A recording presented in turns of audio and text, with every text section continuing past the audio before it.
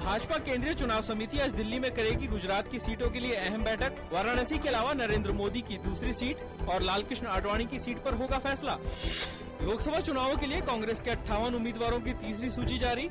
कपिल सिब्बल, कृष्णा तीरथ और अजय माकन फिर से होंगे दिल्ली से उम्मीदवार। भ्रष्टाचार के आरोपों से घिरे सुरेश कलमाडी का पुणे से टिकट कटा।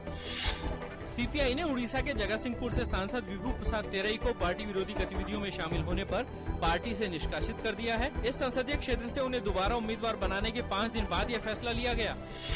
मुख्य चुनाव आयुक्त वी एस संपत की अगुवाई में चुनाव आयोग का 3 सदस्यीय दल उत्तर प्रदेश में आम चुनावों की तैयारियों की समीक्षा के लिए 20 और 21 मार्च को राज्य का दौरा करेगा। देश की सर्वाधिक 80 लोकसभा सीटों वाले राज्य में चुनाव आयोग रखेगा विशेष निगाह। सार्वजनिक क्षेत्र की चुनिंदा कंपनियों के शेयरों वाला ETF आज खुदरा तथा अन्य निवेशकों के लिए खोला गया। इसके जरिए सरकार की करीब 3000 करोड़ रुपए जुटाने की योजना है।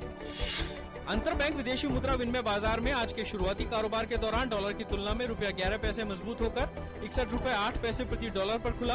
कल के कारोबारी सत्र के दौरान डॉलर के मुकाबले रुपया अपरिवर्तित रहकर 61 रुपए 19 पैसे प्रति डॉलर पर बंद हुआ था। घरेलू शेयर बाजार में पूंजी का प्रवाह बढ़ने से मुंबई शेयर बाजार का सूचकांक आज के शुरुआती कारोबार में 61 अंक के सुधार के साथ 21,893 पर खुला।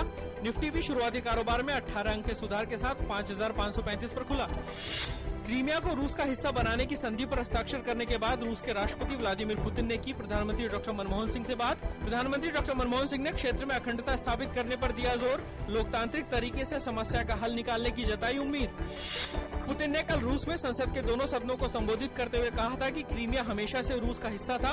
उन्होंने कहा कि रूस के हिस्से के रूप में क्रीमिया में रूसी, यूक्रेनी और क्रीमियाई 3 सरकारी भाषाएं होंगी।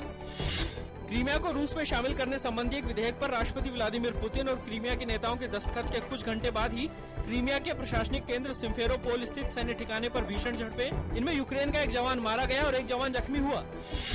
11 दिनों बाद भी मलेशिया के लापता विमान का कोई सुराग नहीं। 26 देश मिलकर कर रहे हैं विमान के मलबे की तलाश। MS-370 के चीनी यात्रियों के परिवारों ने दी भूख हड़ताल की धमकी।